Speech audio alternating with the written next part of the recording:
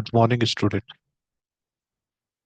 जैसा कि आप सभी को पता है कि यूपीएचएससी का पेपर 16 और 17 अप्रैल में होने वाला है। तो उसी को ध्यान में रखते हुए मैं जो प्रीवियस ईयर के क्वेश्चन आए हुए हैं यूपीएचएससी के, मैं इस वीडियो में उनको डिस्कस करूँ।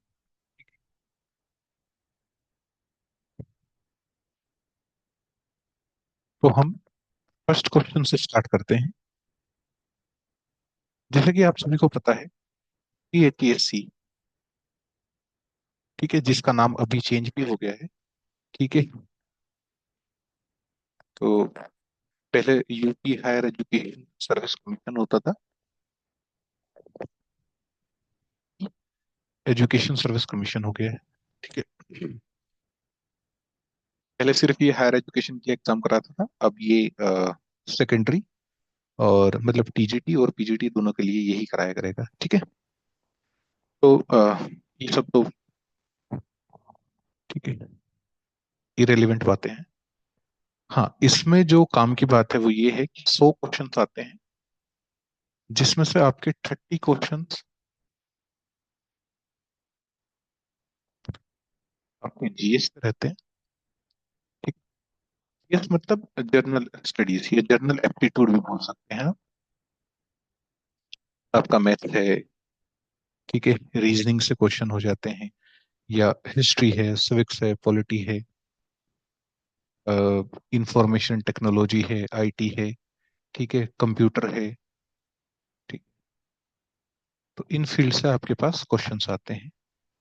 बाकी के 70 क्वेश्चंस जो होते हैं वो प्योर सब्जेक्ट से रहते हैं। ठीक है, फिजिक्स हो गया, अगर आप फिजिक्स से अप्लाई कर रहे हैं तो फिजिक्स आएगा, केमिस्ट्री से आ सकता है। ठीक है, जिस भी फील्ड में आप अप्लाई करेंगे। तो हम स्टार्ट करते हैं फर्स्ट क्वेश्चन से। मैं इस वीडियो में 2021 में एग्जाम हुआ था, नवंबर 2021 में एग्जाम हुआ था। ठीक, उसके जो भी क्वेश्चंस होंगे, 70 क्वेश्चन, वो मैं डिस्कस कराऊंगा। जितने इस वीडियो में हो पाएंगे इस वीडियो में कराएंगे, वरना सक्सेसिव वीडियो में हम कराते चले जाएंगे। एक एग्जाम आपका 2018 में भी हुआ था, मैं कोशिश करूंगा उस भी पेपर को कराऊं।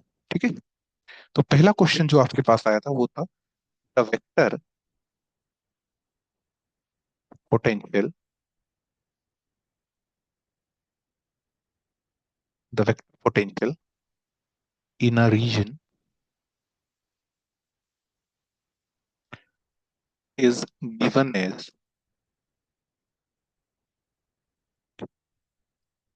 ए x y z is equal to minus i i cap plus x cap. ठीक है, तो ये आपको गिवन है। अब अगर इसका आंसर निकालना हो तो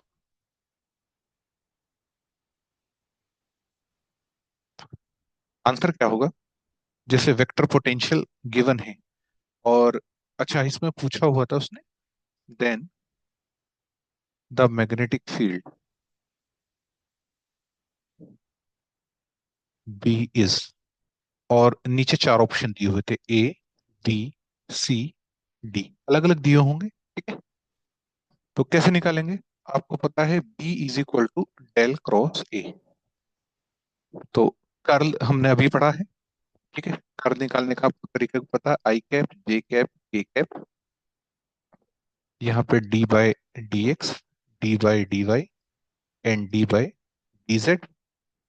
यहाँ पे आई का कंपोनेंट आ जाएगा माइनस वाई, जे का कंपोनेंट आ जाएगा एक्स, और जेड में कंपोनेंट है जीरो।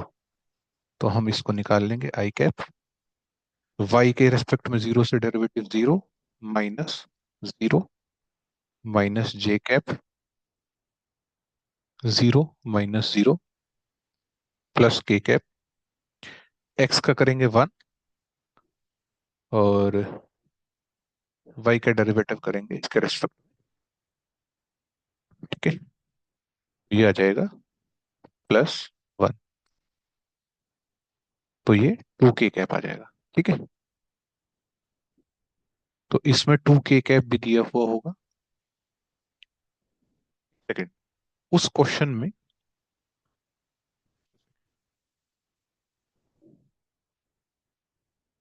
यहाँ पे +2x था, ठीक है।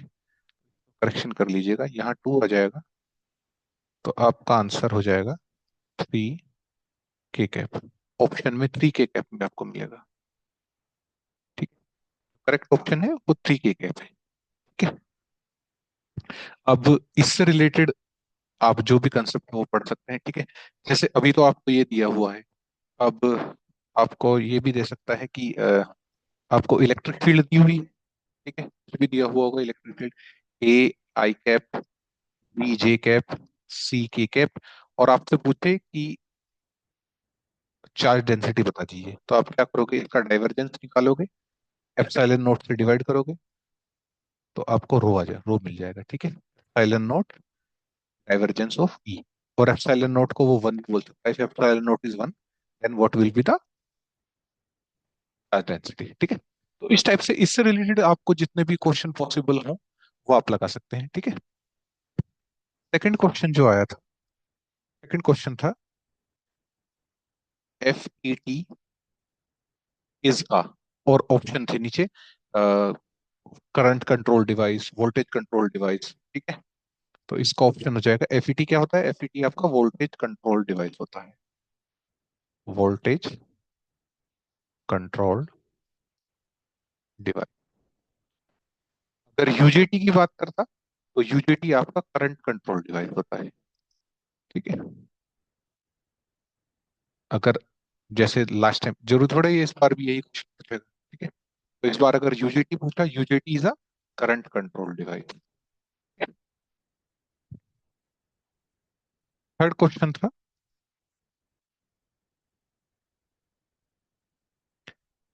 Average energy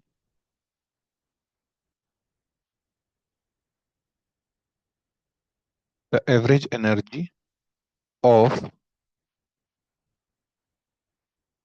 Planck's oscillator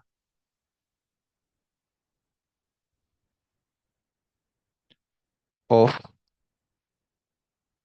frequency nu at absolute temperature T is. तो नीचे अलग अलग फॉर्मूले दिए हुए थे, जैसे KT हो गया, 2/3 KT हो गया, अलग अलग फॉर्मूले दिए हुए थे। तो आपको पता है प्लैंक के लिए एनर्जी कितना होगा, H_nu/E⁻h⁻,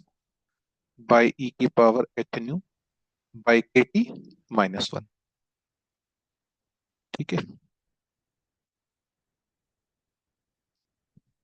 फोर्थ क्वेश्चन जो आया हुआ था उसमें दिया हुआ था फर्मी लेवल और इंट्रिंसिक सेमीकंडक्टर, या इंट्रिंसिक नहीं एक्सट्रिंसिक था,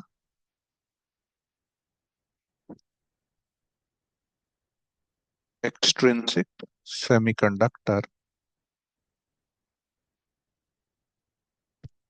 Fermi level of extrinsic semiconductor depends on,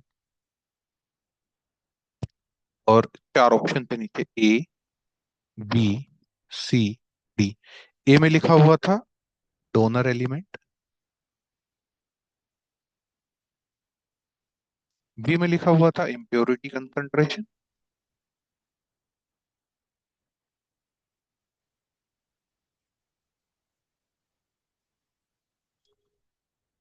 सी में लिखा हुआ था टेम्परेचर, और डी ऑप्शन था ऑल ऑफ द अबव। तो अगर आपको पता हो फर्मी लेवल जो होता है EV+EC/2 +3/2 KBT ln of ND/NE। तो ये डोनर पे भी डिपेंड करता है, पे भी डिपेंड करता है, टेम्परेचर पे भी डिपेंड करता है, और इम्प्योरिटी कंसंट्रेशन चाहे डोनर की हो चाहे एक्सेप्टर की हो, दोनों पे डिपेंड करता है। तो इसका ऑप्शन हो जाएगा ऑल ऑफ द अबव। तो अगर यहाँ तो डोनर एलिमेंट है, तो कल को अगर एक्सेप्टर एलिमेंट हो जाए तो वो भी का ऑप्शन होगा, ठीक है। नेक्स्ट क्वेश्चन करते हैं। फिफ्थ क्वेश्चन है, द ट्रांसफॉर्मेशन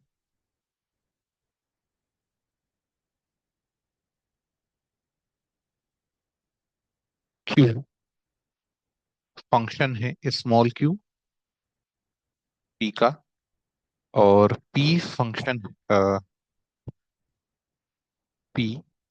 है क्यू और पी का, is canonical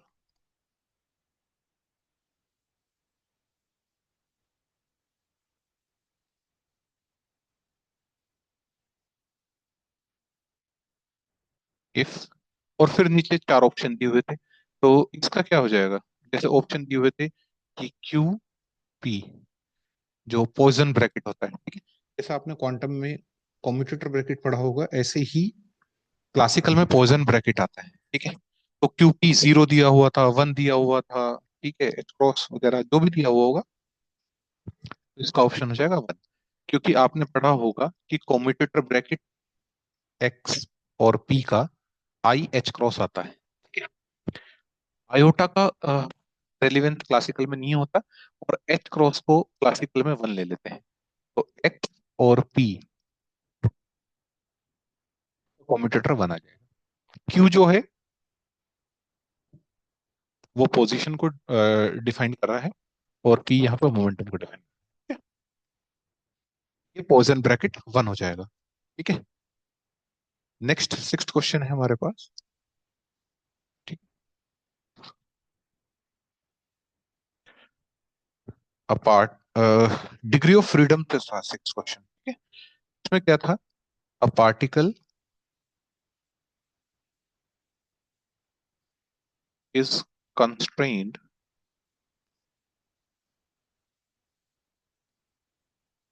particle is constrained to move on the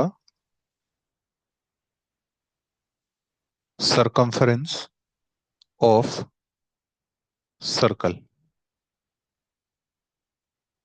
The number of degree of freedom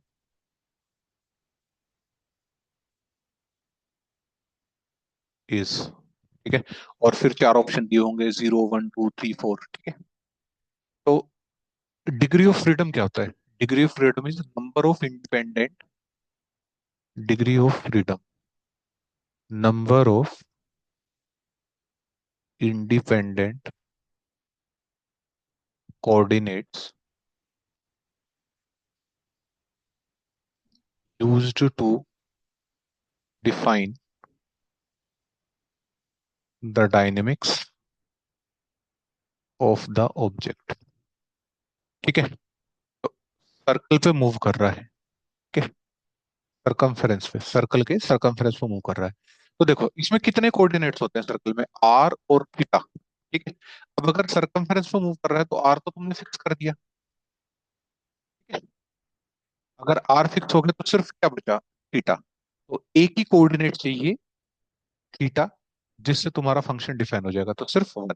तो डिग्री ऑफ फ्रीडम इस केस में तुम्हारे आ जाएगी वन, ठीक है। कल को अगर ये ना देखे, जैसे हर बार सर्कल थोड़ी पूछेगा, अगर वो स्फेयर पूछ ले, ठीक है, अगर बोले कि स्फेयर पे कंस्ट्रेंट, स्फेयर के सरफेस पे कंस्ट्रेंट है मूव करने के लिए, तो स्फेयर में क्या होता है? आर, थीटा और फाई। आर को फिक्स कर दिया तो थीटा और फाई बचे, तो यहाँ पे डिग्री ऑफ फ्रीडम कितना आ जाएगा? यहाँ पे डिग्री ऑफ फ्रीडम तुम्हारा टू आ जाएगा। क्लियर है? ऐसे ही अगर क्यूब पे बोल दे, क्यूब के किसी एक सरफेस पे बोल दे क्यूब है, ठीक है,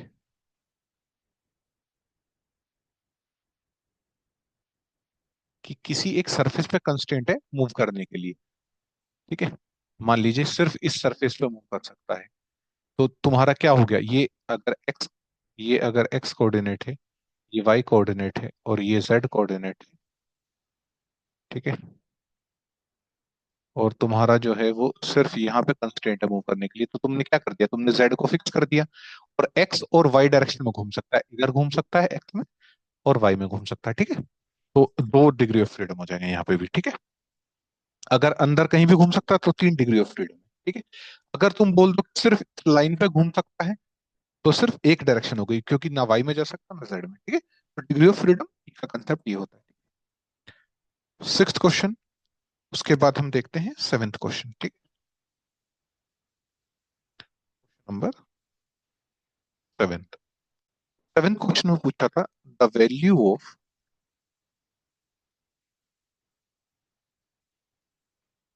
minus infinity to plus infinity e की power minus x square h two x square d x, ठीक है। तो तुमको पता है हर्मिशियन क्या बोलते हैं, Hermite polynomial H two x कितना होता है, 4x² - 2। इसका स्क्वायर करोगे तो कितना हो जाएगा, 16x⁴ +4 -16x²। तो इसमें पुट करो और देखो, एक फॉर्मूला तुमने पढ़ा होगा, ई की power alpha x square x की पावर एन। ये जीरो होता था अगर एन ओड है, और ये gamma n +1/2 divided by alpha की पावर n+1/2 अगर n इवन है। ये यहाँ पे यूज करो, ठीक है। e की पावर अल्फा की वैल्यू 1 हो गई, और 16x⁴ +4 -16x² dx। तो यहाँ पे यूज करेंगे, एक बार 16 बाहर ले लिया तो अंदर बचा -∞ to infinity x⁴ e⁴x² +4 e⁴x² dx dx -16x² e⁴x² dx -∞ to +∞ -∞ to +∞। 16, n की वैल्यू 4 है, तो गामा 5/2, अल्फा की पावर 5/2, अल्फा 1 है, +4 गामा हाफ 16 गामा 3/2 x²। एक फॉर्मूला और याद रखना, देखो मैंने दो फॉर्मूले बताए आपको, ये तो हर्माइट पॉलिनोमियल याद रखना। तो मैंने ये फॉर्मूला बताया,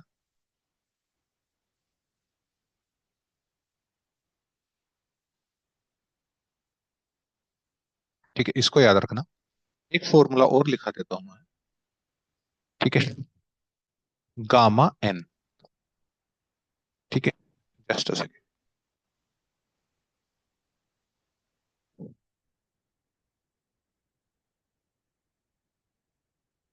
n+1 होता है n गामा एन, मतलब एक करके लिखना है।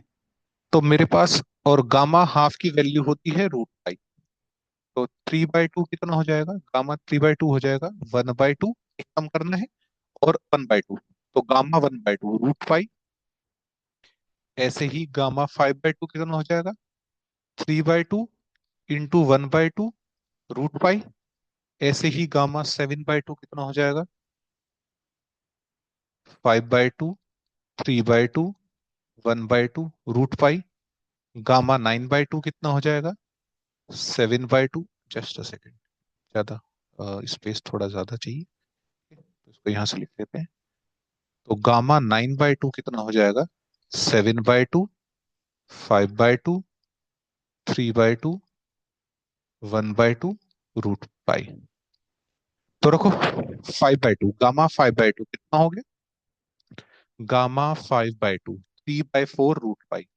तो 16 × 3/4 √5 +4 √5 -16, 3/2 हो गया √π/2, 4 और 8, ठीक है। तो 4 3 12 √π +4 √π -8 √π, तो 12 4 16 -8 8 √π। और यही एक ऑप्शन दिया हुआ था, मतलब चार ऑप्शन थे, उनमें से एक ऑप्शन 8 √5 भी दिया हुआ था। क्लियर है। के बाद नेक्स्ट क्वेश्चन देखते हैं। अगर कुछ भी क्वेश्चन में कहीं भी कोई दिक्कत आ रही है तो आप कमेंट में पूछ सकते हैं, मैं दोबारा समझा। बस मेरा मकसद ये है कि आपके कंसेप्ट क्लियर हो। Okay. Question number 8। Eight question है, if phi is cyclic coordinate then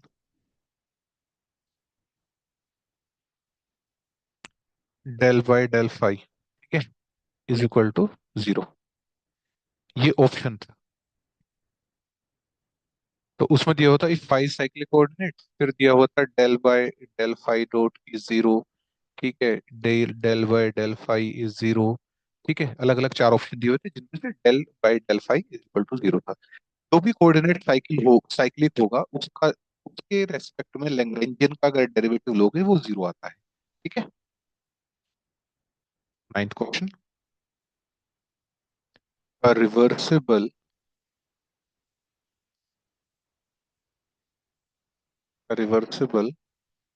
Carnot engine is operated between temperature T1 and T2, where T2 is greater than T1, with a photon gas as a working substance.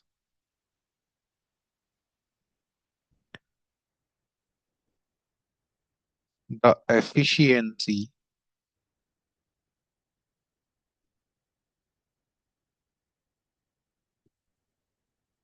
of engine will be, ठीक है, ईटा पूछ रहा है। अब देखो, photon gas देख के आपको कंफ्यूज करने की कोशिश करी वर्किंग सब्सटेंस में, ठीक है। लेकिन आपको ये पता है कि रिवर्सिबल कार्नोट इंजन में वर्किंग सब्सटेंस कुछ भी हो, एफिशिएंसी सिर्फ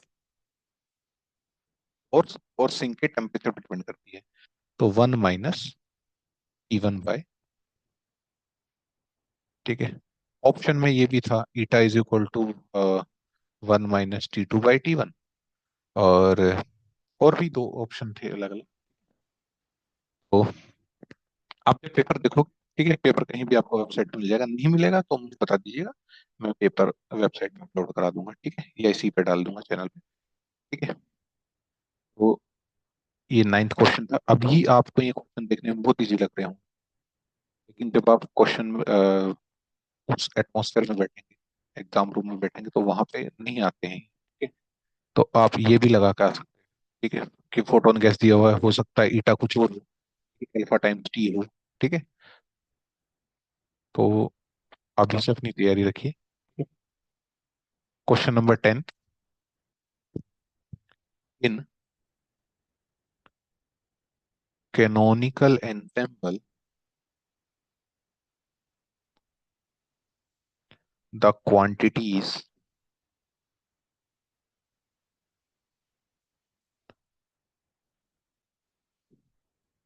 same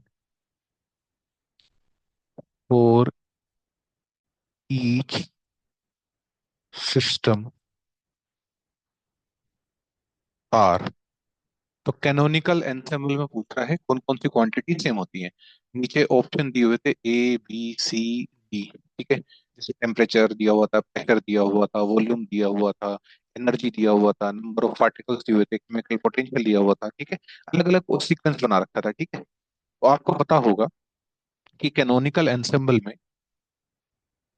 आपका टी, वी और एन सेम रहता है हर सिस्टम के लिए, टेम्परेचर, वॉल्यूम और नंबर ऑफ पार्टिकल, ठीक है। अ, देखो कैसे होता है ग्रैंड कैनोनिकल।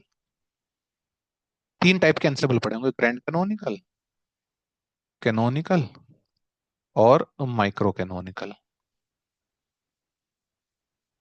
यही तीन टाइप के पड़े होंगे, ठीक है। जैसे माइक्रो कैनोनिकल में ईवीएन कांस्टेंट होगा हर सिस्टम के लिए, में टीवीएन कांस्टेंट होगा और इसमें ई वी म्यू, ऐसे याद रखना, ईवीएन टीवीएन टीवी म्यू।